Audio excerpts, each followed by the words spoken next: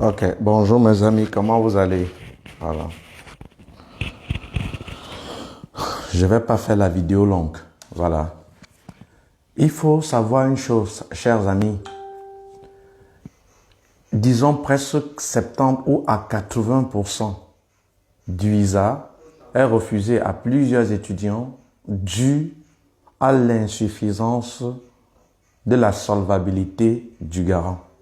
Je répète, je vais faire court de la vidéo coupée et lancer un autre sujet. Voilà.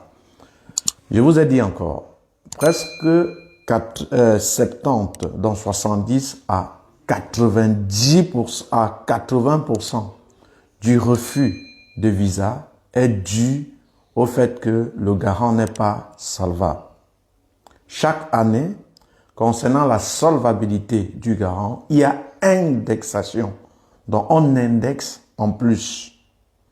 Donc, rassurez-vous que celui qui vous prendra en charge respecte les critères tels que demandés sur le site de l'Office des étrangers en 2021.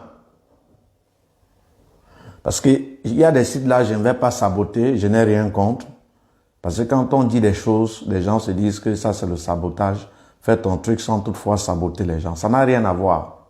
Les informations s'actualisent le jour. Vous comprenez? La redevance administrative qui, il y a quelques années, était 200 €. Il y a certains sites que je me suis amusé peut-être à visiter, certains sites internet qui parlent des études en Belgique, je ne vais pas citer, je n'ai rien contre. Ils n'ont pas actualisé le montant de la redevance administrative actuellement.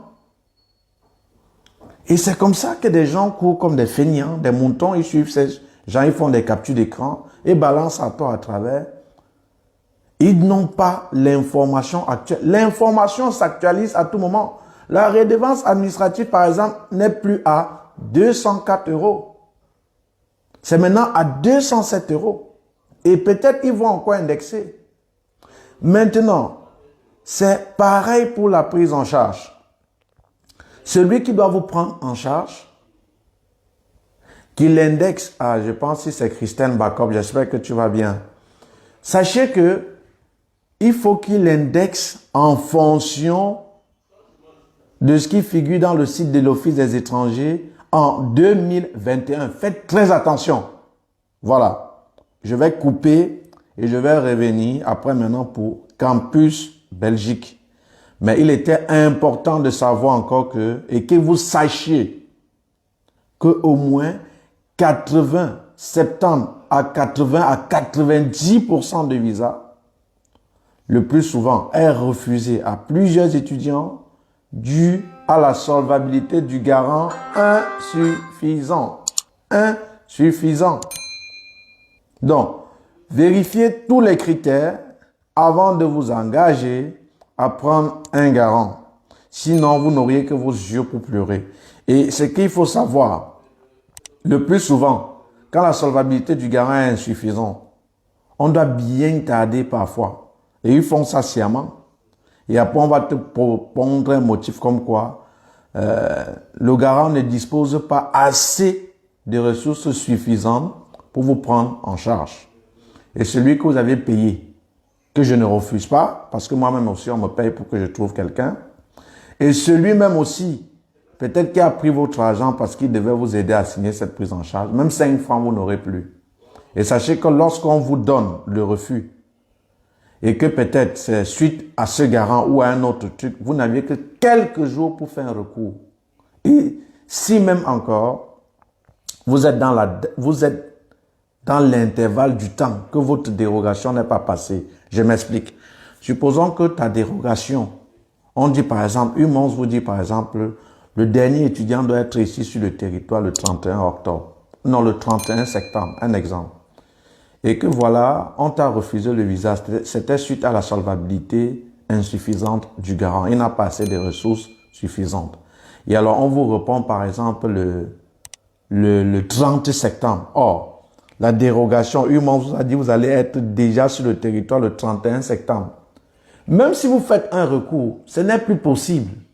Parce que même si vous trouvez quelqu'un, un garant solvable, il signe la prise en charge, alors le 31 septembre, la date de la dérogation où UMOS a dit le tout dernier étudiant doit être sur le territoire à cette période-là, est déjà passée. Le recours ne servira plus à rien. C'est pourquoi c'est inutile de courir dans le sac. Et c'est pourquoi vous qui êtes dans l'académie étudiant en Belgique, je vous dis toujours, n'allez pas ici et là. Il est vrai qu'il y a certaines personnes, parce qu'ils font la procédure et ils s'abonnent, chose qui n'est pas une mauvaise chose. Mais je vais vous dire le danger. Qui s'abonnent dans plusieurs pages étudiants en Belgique. Ce n'est pas une mauvaise chose. Ce n'est pas une mauvaise chose. Parce qu'on est à la quête des informations. Mais comme parfois, on ne connaît pas, vous ne prenez pas la peine de vérifier les informations qu'on vous donne. C'est comme ça que vous tombez comme des idiots, comme des moutons ou comme des bœufs qu'on amène à l'abattoir. Et quel est le souci? C'est pour les égorger. Et c'est comme ça à la fin. C'est qui veut... c'est c'est pas qui m'envoie les... Et c'est comme ça que vous tombez comme des moutons, comme des bœufs qu'on amène à l'abattoir pour égorger. Faites attention. Le fait d'être dans plusieurs groupes, ce n'est pas mauvais. Ce n'est pas mauvais. Mais le danger, c'est quoi? C'est que vous ne filtrez pas les bonnes informations et du coup, vous tombez au piège parfois des intox que vous ramassez. C'est simple, mes amis. Regardez celui-là qui mange le écoq, celui qui mange le héros, celui qui mange le pistache au même moment. Quelle est la conséquence?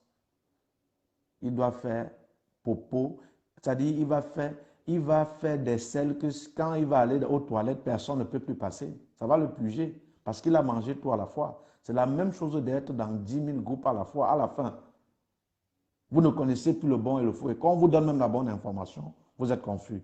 On ne peut pas remplir un verre plein d'eau. Si tu prends un verre qui est déjà plein d'eau, tu remplis, la conséquence logique, c'est quoi? L'eau doit se verser. C'est la même chose, vous qui êtes bourré de tous les mauvais intox ou des informations que vous prenez ici et là sans filtrer. Qu'est-ce qui se fait? Quelle est la conséquence logique? Quand on vous donne même la bonne information, ça glisse comme de l'eau et ça se verse. Donc, faites attention lorsque vous cherchez votre garant pour la prise en charge. Ça, c'était la prise en charge. Je vais couper de la vidéo. Après, je vais revenir sur Campus Belgique. Voilà, pour ne pas que ça soit long. Donc, faites attention quand vous cherchez votre garant ou celui qui vous prendra en charge. L'index a augmenté. Et allez bien encore vérifier les informations du site de l'Office des étrangers actualisé en 2021. Voilà, donc c'était tout pour cette vidéo. Je vais revenir pour Campus Belgique. À tout de suite et bonne chance pour la suite. Et il y a un programme en formation vidéo, il y a tout un groupe où je vous accompagne étape par étape. Vous-même, vous le savez déjà. Bon, je coupe cette vidéo et je reviens avec Campus Belgique.